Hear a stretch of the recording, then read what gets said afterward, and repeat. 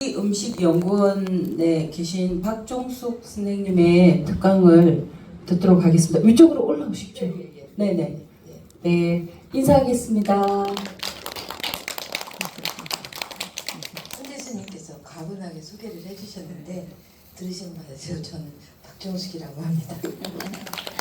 제가 여기 서서 강의를 해야 맞을 것 같아서 여기에 섰습니다. 괜찮습니다. 저 여기에도 좋습니다. 스님들 계셔서 제가 위에 올라가기가 좀 어렵습니다. 아 정말요? 지금 여기서 저하고 제일 잘했는데 네, 이게 제가 어려워서 수원에서 나고 자랐습니다. 그래서 18살에 어머니가 돌아가시고 수원에 지금은 수원사로 이름을 바꾼 그 포교당, 용사 포교당에 뚜루마뚜루 그냥 가방 들고 툴레툴레 다니다가 어머니를 거기서 49제에 모시면서 저는 사실 솔직히 말씀드리면 선재 스님이 그때 기억이 잘 안 났었어요. 왜냐하면 지금 보시면 아시겠지만 지금 속고 계시는데 제가 좀 팔랑거리는 성격입니다. 그리고 이제 갈래머리 닦고 그러니까 선재 스님은 저를 너무 선명하게 기억을 해주시는데 정말 선재 스님 존재감이 없으셨어요. 그걸 나쁜 뜻이 아니라 정말 웅장하시고 정말 소리 없고 할 말씀만 하시고 제가 그거는 이제 후배들한테 제가 내가 선재 스님 뵀는데 우리가 그때 언제 만났지? 이렇게 해서 나온 얘기입니다. 28년쯤 전에 2000에 그 황혜성 선생님하고 같은 그레이드에 한식을 하시는 강인희 선생님한테 두 번째 스승으로 모시러 갔습니다. 저 같은 레벨은 전혀 거기 들어갈 수 있는 도제식인데 들어갈 수 없는데 저를 아는 분들이 너무 없고 저를 거기에 소개시켜 준 분이 그 그룹에 너무 막강한 분이라서 저는 소개받은 지 보름 만에 들어갔습니다. 들어가서 보니까 거기서 한 시간 거리도 안 되는데 스님의 토굴이 있으셨어요. 그래서 제가 잘한 일은 제가 공부한 황혜성 선생님의 한복녀 선생님과 또 그분의 팔순잔치 때 선재 스님을 거기서 모셨다는 거 지금도 굉장히 뿌듯하고 기분이 좋은 일입니다. 지금 보시면 아시다시피 지금 스님의 그 여러 가지 그 레벨을 볼 때 가장 정말 높은 경지에 계신 사찰음식 이번에 목포에서도 모시거든요. 그런데 그럼에도 불구하고 굉장히 제가 스님한테 한식 이사장 하시면서 제가 말씀드린 게 뭐냐면 참 우매하게도 스님 이제 어느 정도 레벨이 올라가셨으니까 앞치마 벗고 강의를 하세요 그랬는데 스님의 높은 뜻으로 이렇게 법령사에서 꾸준히 20년 넘어서 해오신 걸 정말 경배를 드릴 정도로 감사합니다. 제가 이런 마당에 서기가 쉽지 않았습니다. 왜냐하면 불러주는 데가 없죠. 사찰음식 마곡사에서 하는데 한 번 정도지 30년 동안 거의 사찰음식 현장에서는 불러주지도 않고 저도 감히 말씀을 못 드렸는데 이제 제가 무슨 말씀을 드릴 수 있나라고 주호스님의 전화를 받고 생각을 해보니까 제가 반야신경도 못하는 다 못 외우는 주제에 무슨 말씀을 드릴 수가 있겠어요. 사찰 음식이 향후 더 발전하기 위해서 문화적인 깊이는 이미 여러 스님들도 그중에 우뚝 선재 스님이 다 하셨기 때문에 어떤 것들을 한식의 카테고리 안에서 우리가 좀 더 보강을 해야 되는가 그 말씀을 드리려고 왔습니다. 경기음식연구원이라고 그러니까 사람들이 다 경기도에 있어? 이렇게 얘기해서 전라도 가서 일하는데 저 사람 왜 불렀어? 이런 소리를 제가 들었습니다. 저 남편이 이제 스님도 잘 아시는데 이제 고건축 강의를 하는데요. 경기음식연구원이라는 이름을 짜줬습니다. 그래서 제가 싫다하죠. 남들은 세계음식연구원도 하고 한국음식연구원도 하고 아세아연구원도 하는데 경기음식이 뭐야 이렇게 얘기를 했더니 당신이 추구하고 가고자 하는 길이 거기 있다 이렇게 얘기를 했습니다. 경기라는 게 서울과 그 근방에 200리잖아요. 그 안에 음식이 얼마나 음전하고 또 기본이 되어 있고 배려가 있고 가치를 있고 문화적인 깊이가 있는 표준인가 이런 의미에서 저는 이 이름을 굉장히 좋아합니다. 인연에 대해서 말씀을 드리겠습니다. 스님 하면 선재 스님의 하고의 인연이 가장 깊다고 얘기를 드렸고요. 그 다음에 제가 35년 전에 아주대학교 의과대학에서 교수식당을 했고 그때 학생이 이국정 교수였습니다. 네, 그런데 그때도 얼마나 극성맞게 밥을 했겠어요. 제가 싫어하는 사람은 있어도 표를 잘 안 내지만 좋아하는 사람은 엄청 좋아하는 표를 냅니다. 그래서 그때 밥솥이 왜 단체급식 가보면 3단 트레이로 밥을 하지 않습니까? 근데 밥을 까뜩해서 아무리 그 시간대에 돼도 문제는 뭐냐면 위에서 다 후를 퍼서 위에서 푸는 것은 밥이 고실고실 맛있는데 곧 요만큼 깊이에서 밥이 떡이 되는 거예요. 그래서 이거를 제가 좋아하는 사람이 앞에 오면 위에서 퍼주고 그 다음에 또 좋은 놈이 오면 이 회사는 이걸 퍼줄 수가 없지 않습니까? 그래서 이걸 어떻게 해결할까? 그때부터 그런 거에 대한 고민을 많이 해서 다른 요리 선생님들보다 기업하고 일을 많이 했습니다.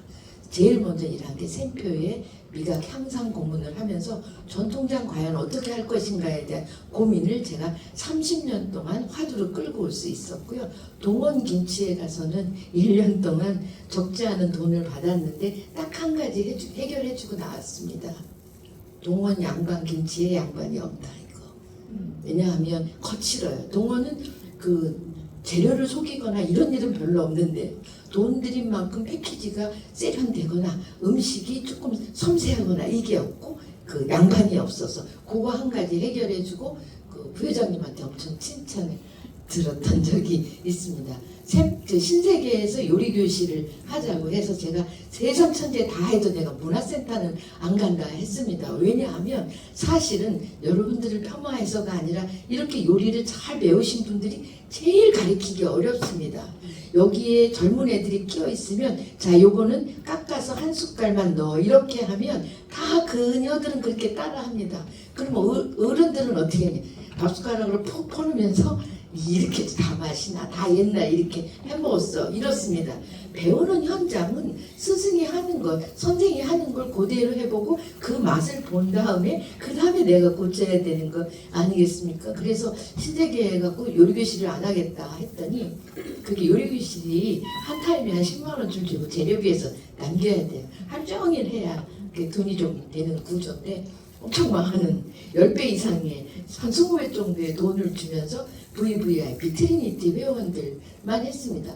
그래서 제가 제일 하고 싶은 게 뭐냐 하면 신세계백화점 안에 트리니티 고객들이 왜 더 좋은 거를 돈을 많이 주고 사 먹는 것 이상의 정신적인 가치, 문화적인 가치를 넣어야 하는가 이런 일을 하고 싶어서 계속 꾸준히 그 일을 하다가 신세계 올반이라는 걸 브랜딩이 했습니다. 그거는 뭐 나중에 사찰 음식의 현장, 그러니까 음식점을 낸다거나 전문점을 낸다거나 그럴 때 굉장히 필요한 일이기 때문에 언제 한번 불러주시면 제가 다시 말씀을 드릴 수가 있는데요. 그때도 역시 밥을 아주대에서 했던 경험을 해서 이렇게 큰 밥솥을 사놓은 거를 캔슬시키고 쿠쿠 밥솥 10개를 가지고 그때 밥을 하는데 제일 미련한 게 딸이 시집가는데 3인용 밥솥 사주는 사람이 제일 미련하거든요.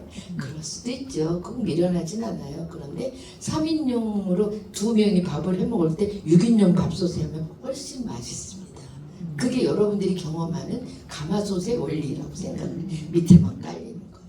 그래서 그런 것들을 신세계에서 해서 음식도 물론 맛있다고 말은 했지만 제가 볼 때 신세계 올반의 가장 큰 성공은 그때 잘 먹지도 않는데 항상 요리 먹느냐고 밥 안 먹습니다 잘. 근데 조금 해놓은 밥 자체가 너무 잘 돼 있어서 그거에 대한 얘기를 많이 들었고 신세계에 그거는 이제 신세계 올반 푸드 쪽에 일을 했고요. 신세계 백화점 쪽에 이제 한식 연구소를 만들었는데 제가 가장 미흡하게 이제 한 거예요.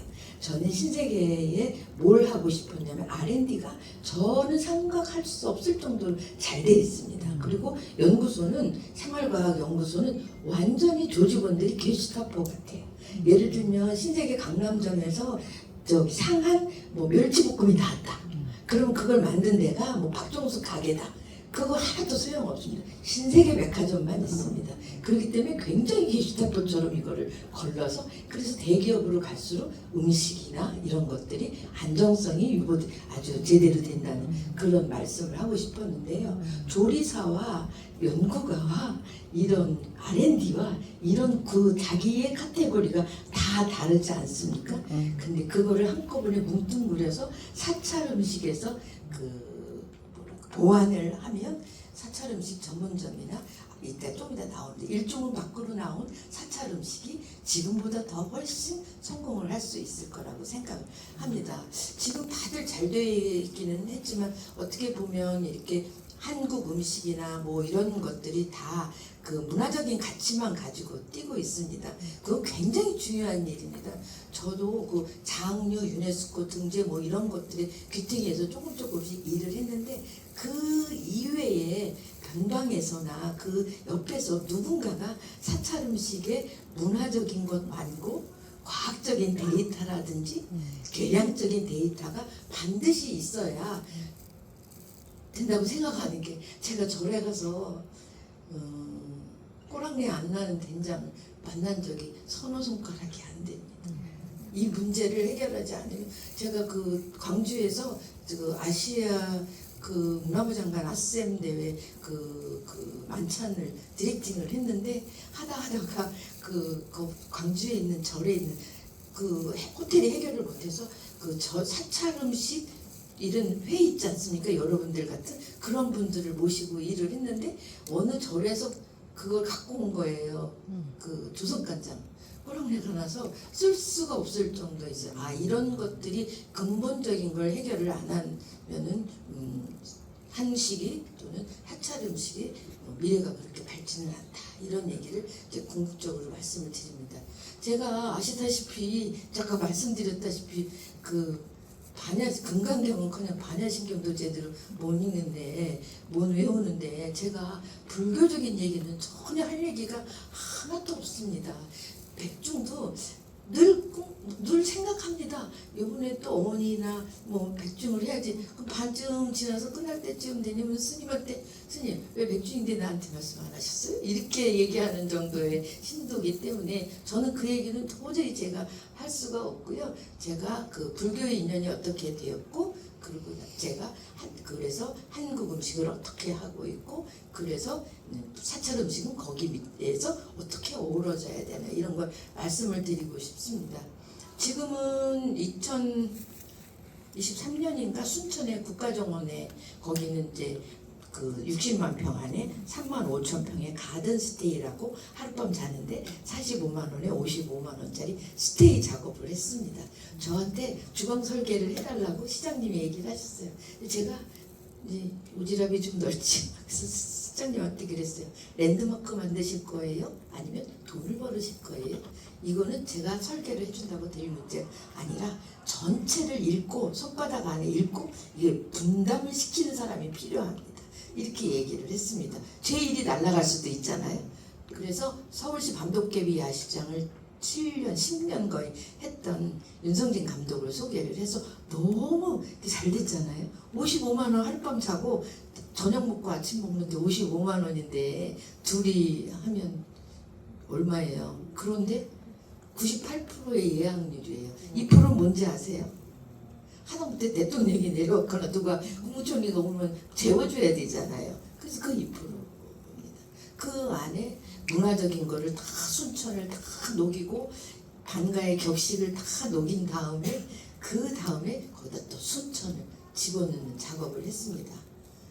작년에는 구미 라면 축제를 했습니다. 라면 축제가 작년에 3회였는데 국가직권 라면 축제 뭐가 어려워 이렇게 얘기를 합니다. 그리고 사람들이 보면 지역 그 경제 활성화를 위해서 지역에 있는 레스토랑을 15군데를 끌어다가 라면을 팔게 했어요. 특이한 라면을. 그래서 그 사람들이 열심히 잘 팔았어요. 첫 해에는 나오라 해도 안 나와요. 둘째 때는 돈이 좀 되니까 조금 모였어요. 셋째 때 제가 가니까 우르르 모였어요. 15개인가 팠는데 60군데가 와서 면접을 그 서류 심사를 하고 그 다음에 면접과 테이스팅을 하고 그렇게 했습니다. 제가 원하는 건 딱 한 가지예요. 라면이 거기서 거기지 하는 것의 업그레이드에 어떻게 구미만의 그 특징을 녹일 것인가 이 생각을 했습니다. 제일 중요한 건 뭐냐면 사찰 음식을 우리가 이제 누구한테 주든지 음식을 주는 건 받아먹는 사람 드시는 분을 위해서 일을 합니다. 그런데 더 중요한 걸 여러분들이 생각하셔야 돼요. 만드는 사람이요. 만드는 사람의 자존감, 만드는 사람의 그 음식의 그 어떤 뭐랄까 철학 깊이 또 솜씨 이런 것들이 어우러졌을 때 그게 완성도가 있습니다. 그래서 그분들한테 제가 제일 좋은 유니폼을 맞춰 입고 그때 흑백 요리사 나오지도 않을 텐데 거의 그 수준으로 그 사람들을 대접을 해서 옷에 입히고 사진 찍고 천장에서부터 이만한 거 2배 정도 되는 그 쫙쫙 내려서 보고회를 하고 내가 이렇게 구미에서 중요한 사람이야 이런 것들을 했습니다. 그래서 올해도 작년에 성과가 너무 좋아서 올해 예산이 2배로 늘고 물론 저 주는 돈도 2배로 주더라고요. 그렇게 해서 이제 올해 다시 합니다. 중요한 건 그 중에 작년에 제가 너무 중간에 3일 동안 하는데 세상 바쁜데 3일에 제일 많이 파는 사람이 2,700만 원 팔았습니다. 두 번째 파는 사람이 2,500 정도 팔았는데 이 2,500 파는 사람이 중간에 밥 먹을 시간도 없잖아요. 밥 먹을 시간도 없는데 중간에 문을 팍 닫더라고요. 우리 밥 먹어야 돼 이렇게. 그러면서 세상 천재 다시는 영업을 안 할 것처럼 청소를 깨끗이 하고 밥을 먹더라고요. 그래서 그거를 성공 사례로 그 시장님한테 말씀을 드렸는데 그분이 또 한 가지 또 뭐냐면요. 그때 와야 되는데 이제 뭐 자기가 일본에서 왔다는 거 이번에 면접을 보는데 그래서 웬 일본? 그랬더니 선생님 저 유학 갔어요 이래요. 저는 뭘 했냐면요. 배우는 거 되게 좋아해요. 그런데 제가 마지막으로 한 게 나카무라 아카데미를 했거든요. 그게 한 1개월에 1,000만 원쯤 했어요. 이유는 딱 한 가지예요. 일식을 하고 싶어서 한 게 아니라 한식에 뭐가 모자라고 그걸 내가 습득을 한 다음에 그걸 가리키는 게 아니라 그 내 나하의 상대편이 어떤 뜻으로 그걸 공부를 해야 되는가. 칼질이에요. 한식에 칼질 제대로 된데 보셨어요? 없어요. 온지음이라고 서울 있죠? 그 집에 성공한 이유 딱 한 가지 있어요. 다른 여러 가지 조건이 있지만 거기 박성배라는 조리사 실장이 쯔지 출신이에요. 그리고 신라의 일식당 출신이거든요. 그렇게 우리가 모자라는 부분을 찾아서 도대체 칼은 어떻게 해야 되고 밀도가 높은 밤이나 이런 거 우리 많이 쓰잖아요. 그거 쌍둥이 칼로 백날 쓸어봤자 소용없어. 탁탁 튀겨나가잖아요. 그럼 왜 일본식이나 한국식 중에 이 쩐이 얇은 칼로 써야 되나 이런 기본적인 거지. 제가 불교를 알겠어요. 한국 음식에 대한 문화 깊이를 제가 선생님들보다 더 많이 알겠어요. 그래서 제가 그 분야를 파고들기 시작을 했습니다. 그분이 일본에 쯔지라는 요리 학교를 저한테 듣고 작년에 그 라면 파는 마당에서 유학을 갔더라고요. 그래서 내가 너는 장사를 하니까 요번에 그렇게 얘기했어요. 끌어다가 일본에서 충분히 1년 동안 있었으니까 나카무라를 가도 괜찮다. 뭐 이런 거를 얘기를 하고 그런 것들이 선순환으로 돌아서 지역이 발달이 되고 변하고 한식이나 일식이나 뭐 우리나라에서 조리하는 현장이 점점 선순환으로 좋은 길로 변한다는 것 이런 것들 말씀을 드리고 싶습니다.